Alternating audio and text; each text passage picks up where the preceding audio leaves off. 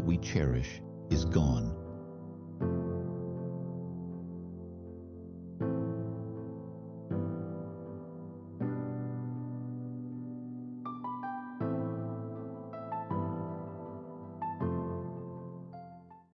Burl was frozen and wide-eyed in the darkness. His nose picked up a hint of jasmine as his survival Rolodex automatically churned through counter options.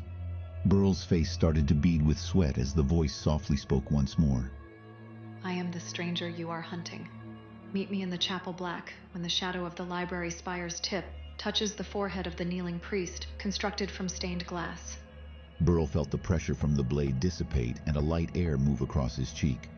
The stranger was gone, leaving only that hint of jasmine. Burl let out a sigh of relief and said, "Shit." Sleep did not find its way to Burl for the rest of the night. He decided to let his men sleep. He wanted them fresh-minded for this new wrinkle in their investigation. Burl rose to find G and Tychanis sitting at the table. Tychanis looked up at Burl and cracked. "You look like a 10 pounds bag of smashed dung droppers. Well, as opposed to your usual smashing 5 pounds look." Tychanis then noticed the cut across Burl's neck. "What the hell happened to your neck?" Tychanis looked at G while slapping him on the shoulder and chuckled. "Bastard looks like he attempted to shave off his face with a sword." But G saw something else. I would say it is more likely Burl was visited by our stranger last night. With Burl's facial reaction to your inquiry, Tychanis, the smell of jasmine and the blade mark across his neck, I believe Burl has some essential information he would like to share with us. Tychanis rolled his eyes and groaned sarcastically. "Why are your words unable to have fun, G?" G just blankly looked in Tychanis' direction. "Gods damn your overly serious and joyless lips." Burl told Tychanis to Pipe down. Ye is exactly right. But G, I have to ask, why didn't you tell us about the smell of jasmine being associated with this stranger? G responded. I only heard about the jasmine through one source, so I didn't deem it as relevant yet. Okay, G. Then Burl glanced at each of their faces and told them, The stranger did visit me last night and she wants us to meet her in Chapel Black later today.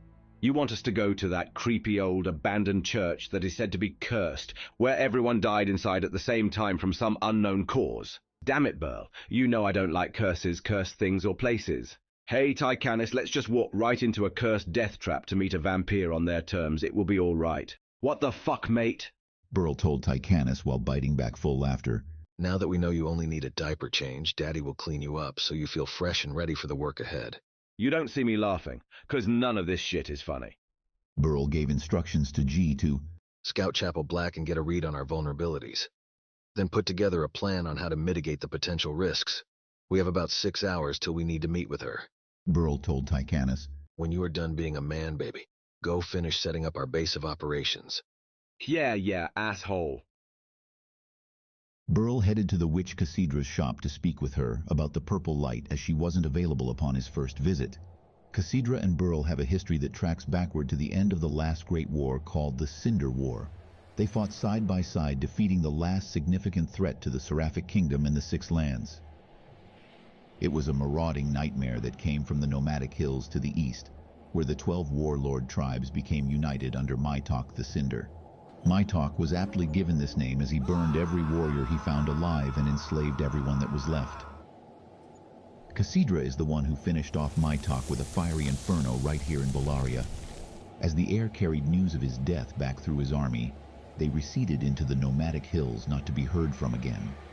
When the war ended, Maitok the Cinder had conquered 4 of the 6 lands. Cassidra and her flock are called the Oraja. They go by many names, sorceress to some and witch to others like Burl and his people. Only women are born in Oraja, with the ability to harness the Kulra. The Kulra is a limitless energy which has been around since the beginning of existence and binds the foundations of the universe together. When an Oraja reaches maturity in the womb, they transform into a volatile and deadly little force of energy. Their body becomes like the sun, and they incinerate their mother from the inside out. A life must be taken for their life to exist, a trade without compromise. They enter the world extinguishing the blood of their mother, as they never experience her touch or the true love and guidance a mother provides. After the Oraja kills its mother, their nova becomes dormant for days to months. Each region in the Six Lands has a Lady Myostopic. The Lady Myostopic must be called to take the child to the Araja temple located in the Demorak Mountains, to the south in the Sixth Land. A Lady Myostopic is an Araja with a unique aberration added to the traditional Araja powers. Their physical touch is the only known way to keep the baby from going nova. The child can be extremely dangerous at this stage, and its incinerating fusion could soon start to rapidly expand out to greater distances. Depending on the strength of a child's kulra, a full nova could obliterate an entire city. Burl opened the door to Cassidra's healing shop and stepped in. Cassidra greeted him. Bell Ravishan, the soulless battlefield, looking old as ever. Burl looked at her and nodded his head in greeting. The witch Cassidra. By the way, my sister Valerie still hates that you are walking and breathing. Valerie told me to let you know that she can't wait to spit on your grave. Cassidra lightly chuckled. Come on, Cassidra, always with the ball breaking. You know how I feel about Valerie. You know I love your sister. The fact that you find humor in my torture can be unsettling sometimes. Stop it, you know as well as I do that if I didn't bust your balls, you would wonder where the hell the love had gone. They laughed and Burl said, True. It's good to see you, Cassidra. You too. Go ahead and get it out with what you came here for. I am here about the purple light that was seen right before the king's brother, Olaris, and his fiancée Madeline disappeared. Cassidra's joyful face evaporated into a canvas of seriousness. Oh, Burl, the purple light is almost certainly a dangerous thing to investigate. So you have an idea of what it is then?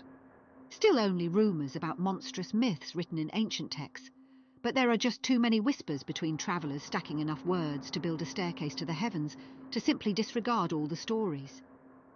Everyone with these monster stories. You and the whole world are going mad. Do you trust me? You know it, with my life. Then know this, Burl. We Oraja have begun to sense an unfamiliar yet desolate energy starting to ripple through the planet. We can feel the dark energy's subtle machinations are making moves to become tangibly horrific. Some of the ancient texts mention a purple light, where demons from the old world travel through the veiled beyond and disappear people from our world. It is written that the monsters returning is a sign that they are trying to construct a way to bring their creator into our world. The creator of every nightmare in every world, in every universe, watching our world burn, watching our freedom erased, watching as fear consumes us all like a blind rage, devoured by the creator's endless appetite, until we come to finally rest as perpetual dust.